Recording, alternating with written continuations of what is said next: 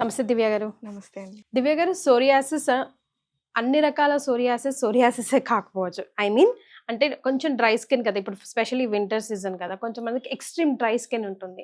అది కూడా సోరియాసిస్ కిందకి రావచ్చా, రాకూడదా? అదొక పాయింట్. అయితే డాండ్రఫ్ బాగా విపరీతంగా ఊడిపోతూ ఉంటుంది. లైక్ కొంతమందికి అయితే షర్ట్స్ పైన, డ్రెస్సెస్ పైన పడిపోతూ ఉంటుంది కదా, అంత ఎక్స్ట్రీమ్ లెవెల్లో ఉంటే కూడా అది సోరియాసిస్. ఈ 2 పాయింట్స్ మీద ఇవాళ ప్రేక్షకులకి మనం ఇన్ఫర్మేషన్ ఇద్దామండి. ముందుగా డాండ్రఫ్ సోరియాసిస్ కి ఏంటి మేజర్ డిఫరెన్స్? డాండ్రఫ్ కి స్కాల్ప్ సోరియాసిస్ కి ఈజీగా మనం తేడా చెప్పవచ్చు అండి. డాండ్రఫ్ అని అంటే పొడి పొడిగా మన స్కాల్ప్ ఏరియాలో జస్ట్ పొడి పొడిగా రాలుతుంది అంతే. స్కాల్ప్ సోరియాసిస్ అనేది అంటే ఇది ఏంటంటే ఆ చర్మము ఒక పెచ్చుల లాగా ఫామ్ అయ్యి ఆ పెచ్చులే కింద పడడం స్టార్ట్ చేస్తుంటుంది. ఓకే, అంటే ఇట్లా పొడి పొడిగా అలా కాకుండా కొంచెం ఇట్లా ఫ్లేక్స్ లాగా ఫామ్ అయ్యి మన కిందకి పడేటట్టు ఫామ్ అవుతుంది.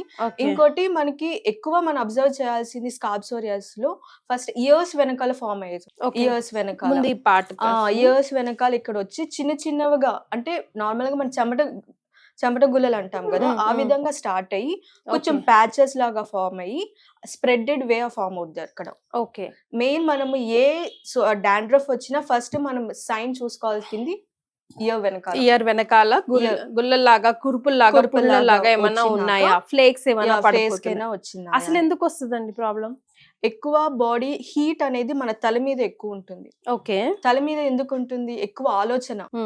ఫస్ట్ ఆలోచన ఎక్కువ అగ్రవేట్ అయినప్పుడైనా, అండ్ ఎక్కువ స్వెట్టింగ్ ఎక్కువ. మనం ఇప్పుడున్న లైఫ్ స్టైల్లో అందరూ బయటకు వెళ్ళి స్కార్ఫ్ వేసుకుంటారు, అన్ని అంటే హైజీనిక్ గానే అనుకుంటారు, కానీ ఎక్కువ ఎక్స్టర్నల్ హెయిర్ పోకుండా అంటే ఎక్స్ట్రీమ్ అయిపోయి ఇక్కడ స్వెట్టింగ్ ఫామ్ అయ్యే ఛాన్స్ వస్తుంటుంది. ఓకే, సో కొంచెం మన హెయిర్ ని కూడా మరీ టైట్ గా ఉంచకుండా కొంచెం లూజ్ గా పెట్టుకొని కొంచెం మన నేచర్ ఎయిర్ వచ్చినట్టు ఉంచుకోవాలి.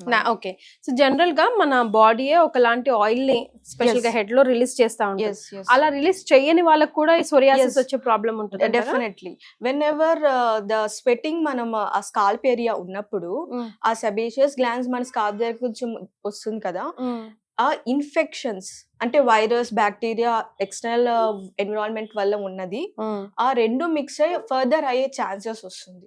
ఓకే, ఆ రెండు మిక్స్ అయ్యి ఆ ఇన్ఫెక్షన్ ఫామ్ అయ్యి బ్యాక్టీరియా ఫామ్ అయ్యి అగైన్ ఈ చెప్పాను కదా సోరియాసిస్ కి స్కాల్ప్ కి, ఆ స్కాల్ప్ అనేది పచ్చులు అంటే 1 లేయర్ గా 2 లేయర్ గా ఫామ్ అవుద్ది. డాండ్రఫ్ అనేది పొచ్చుగా పొడి పొడిగా రాలే ఛాన్స్ వస్తుంది. సో లైక్ వీళ్ళ కోమ్స్ వేరే వాళ్ళు యూజ్ చేసిన, వీళ్ళ అటైర్స్ వేరే వాళ్ళు యూజ్ చేసిన స్ప్రెడ్ అయ్యే అవకాశం ఉంటుంది అంటారండి? అంటే ఈ స్కాల్ప్ సోరియాసిస్ అని అనుకోండి, మామూలు సోరియాసిస్ ఏదైనా అనుకోండి, స్ప్రెడ్డింగ్ అయితే ఏముండదు. ఓకే, మనం ఉన్న హైజీనిక్ ని మనం ఇంకా ఏ విధంగా మనం తీసుకుంటున్నామో అది గమనించుకోవాలి అంతే మనం. ఓకే, సో ఎలాంటి ప్రికాషన్స్ తీసుకోవాలంటారు? అంటే ప్రికాషన్స్ ఎప్పుడు మనం కాస్మెటిక్స్ అనేది it will include of chemicals. ఏ విధంగా అయినా మనం ఎప్పుడు హెర్బల్ మెడికేటెడ్ గా హెయిర్ ఆయిల్ అయినా, హెయిర్ షాంపూ అయినా, అండ్ ఎనీ మన హెయిర్ మాస్క్ అయినా వేసుకుంటాము, అది కూడా మన హెర్బల్ లోనే, not in stored way.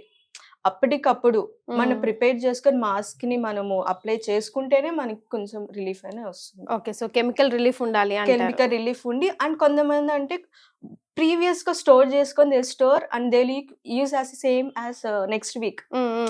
Already ఉన్నాయి కదా, ఆల్రెడీ మనం ఫ్రిడ్జ్ లో పెట్టాం కదా, అది మన అంటే ఏ బ్యాక్టీరియాస్ ఏమి ఉండవు కదా అని again they use the same thing.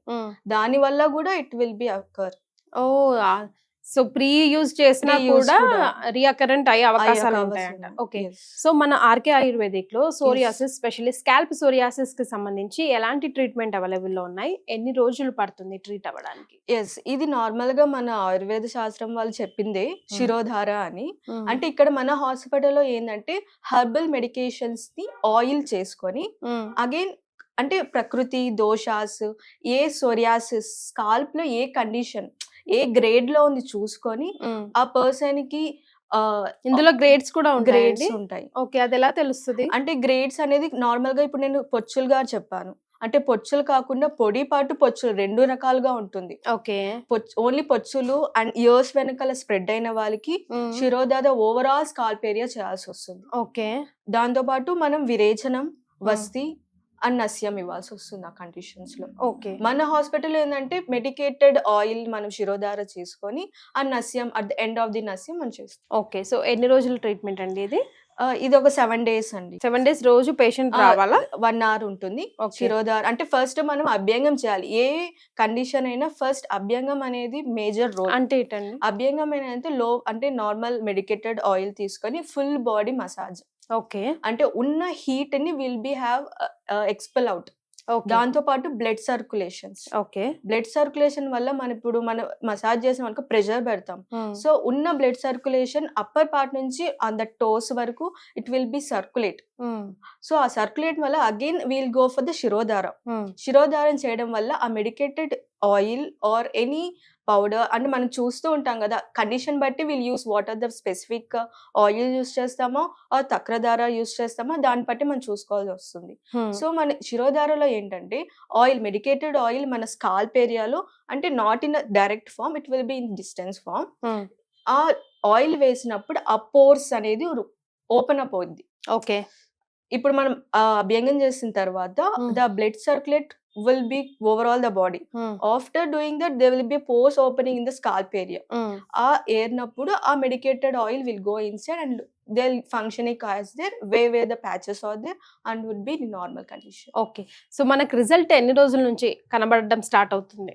అంటే ఇప్పుడు మనం ఒక 7 days తీసుకున్నామని కామ్ గా అయితే ఉండకూడదు. అగైన్ మన ఇంటర్నల్ గా కూడా మన బాడీని ఏ విధంగా సహకరించుకోవాలో సో ఇంటర్నల్ మెడికేషన్స్ కూడా మనం ఇస్తా ఉంటాం. ఓకే. ఒక 3 months. సో ప్రాబ్లం ఎంత తీవ్రంగా ఉందో దాన్ని బట్టి మనం ట్రీట్మెంట్ చూసుకోవాల్సి వస్తుంది. థ్యాంక్ యూ అండి. Yeah, thank you.